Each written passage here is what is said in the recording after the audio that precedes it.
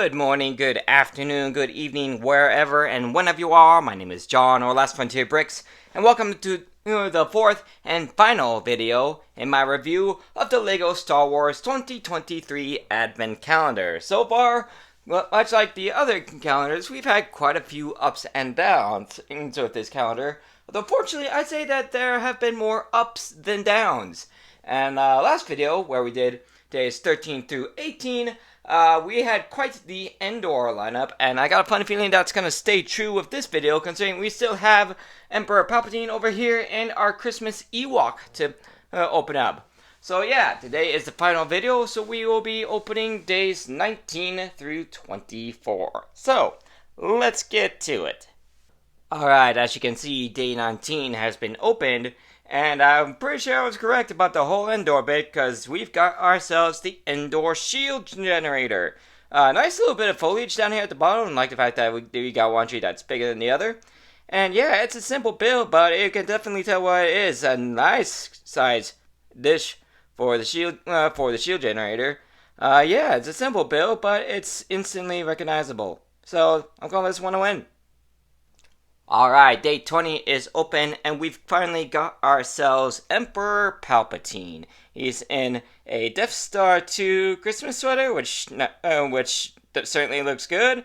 Plus a little touch of lightning there, and as you can see, he's got the lightning piece in his hand. Nothing too crazy going on in the bag, just kind of looks like it's snowing.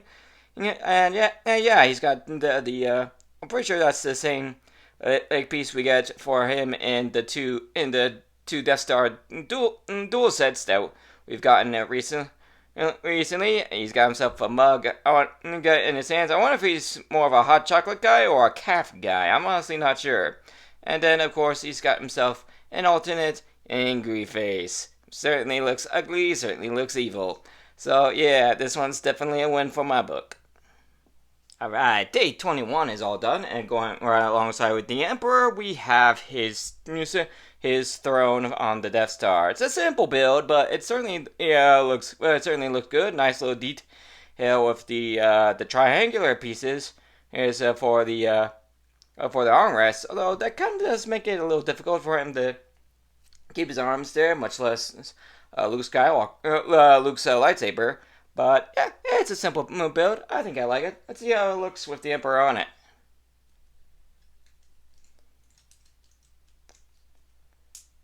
There you go. It's only got studs on the back, so it is easy to remove him. So yeah, I like that look. I like that a lot. It looks like an evil Professor X. All right, day 22 is done, and we've finally got ourselves that micro scale Imperial Star Destroyer that you see at the top of the box here.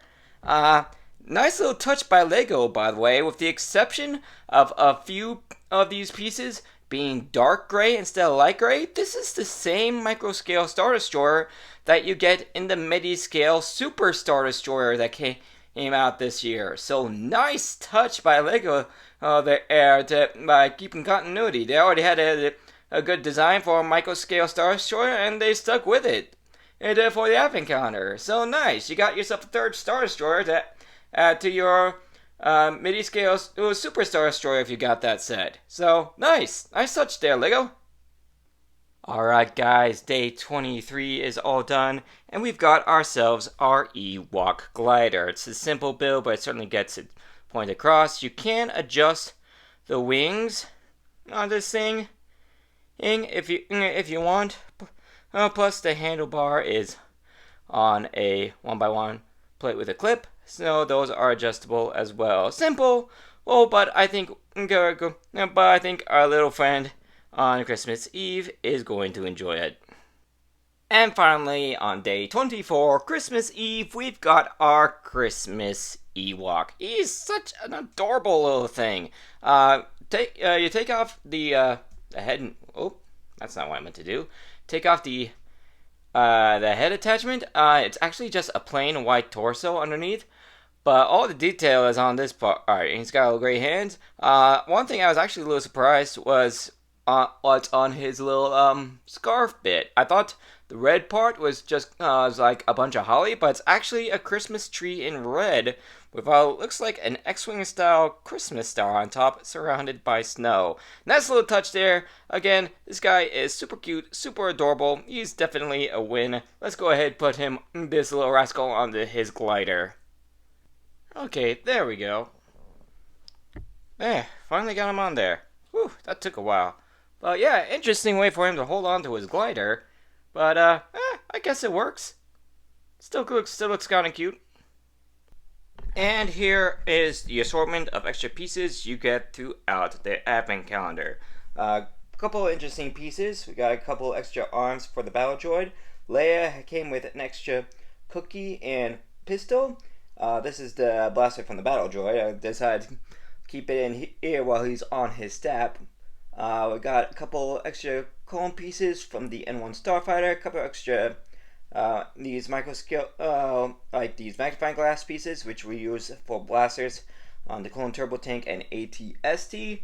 Extra lightsaber hilt from, I honestly forget what that's from. Oh, it's one of the blasters from the stab. Okay.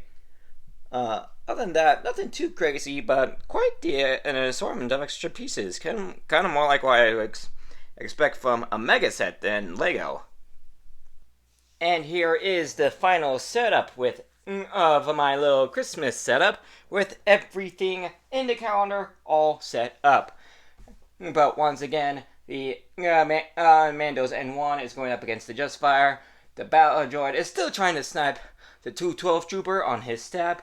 The Clone Turbo Tank still feels a little outmatched against the Hellfire Droid and AAT. Here we've got the entire Imperial setup of Endor back here with the speeder bike and AT-ST taking point, defending the bunker and the shield generator. And we got Leia over by Bright Tree Village and the Shuttle Titanium with the Ewok getting ready to take flight. And then back in the middle, we've got Omega still on her sled next to the Reindeer Gonk. The Santa Pit Droid is getting ready, looks like he's getting ready to deliver some presents. The Imperial Star Destroyer is sitting right there in the middle. And Emperor Palpatine is saying, back row center, watching all the chaos ensue. So, quite a little setup going on here. So, for my final thoughts and review, do I think this is worth the $45? Kinda yes, kinda no. You definitely get a lot of good stuff in here. Some solid mini models. Good assortment amount of figures. There's part of me is kind of a little disappointed that the only real Christmas minifigures we get are the Ewok and Palpatine, but I have to remember that there is that Santa Pit Droid and Reindeer Gonk, so they are definitely a bit of the Christmas feel. I will say that of the 3 advent calendars I've been doing this holiday season, this one definitely feels the least Christmas-like, but then again, that might just because there's not actually a Christmas in Star Wars. I mean, come on, we didn't even get a Christmas tree, or should I say Life Day tree? I'm not really sure, but yeah, we didn't even get a tree. So yeah, but like I said, it's in the Star Wars universe. They probably don't even know about Christmas. So yeah, there's definitely some good stuff in here. Definitely some misses. It's like I will say I felt a little disappointed with the Republic command post, and the fact, and like I said, I mean, we've gotten a whole bunch of battle droids over all the Star Wars advent calendars, so getting another one, and wasn't exactly a happy one, but there are definitely some solid ones as well, like that, the Shuttle Titanium. I definitely like the AT-ST, Mando's N1. That Hellfire droid is about as perfect as you get at that micro scale. Part of me kind of wishes that Omega had a Christmas sweater. Definitely something you could see for someone her age. But then again, that's also the same Omega that you get in the Justifier, but in a much more affordable set. So I'm kind of torn on her. Part of me likes the fact that it's the same one for the Justifier. That didn't, in a set that didn't cost $170. Part of me kind of wishes she'd gone the route of Palpatine with a Christmas sweater. So yeah, that's a toss-up.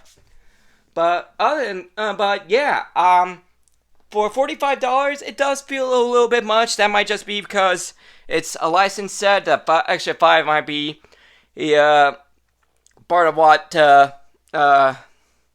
Disney and Lucasfilm get, because that's kind of how like the licensing works. They say you can make, basically what these companies say is you can make products based off of our IPs, but we get a portion of all the sales that you make from those products. So yeah, the extra $5 might be what Disney get from selling these sets. But I still feel like the regular 40 for like the regular advent calendars, like the Lego City and Friends, feel a bit better. But other than that, I definitely did enjoy this advent calendar. I'll probably I might, like I said in my my finale for the Marvel advent calendar, I might make this a yearly thing. So don't be too surprised if that happens. So that is my final thoughts and review on this calendar. I hope you guys have enjoyed joining me on this little journey. If you have, you guys know what to do. You can check out my channel and the rest of the advent calendar videos on the end screen in just a few seconds. And don't forget, I will be doing a comparison of all 3 advent calendars from this year and decide which one I like the most. Later, everybody.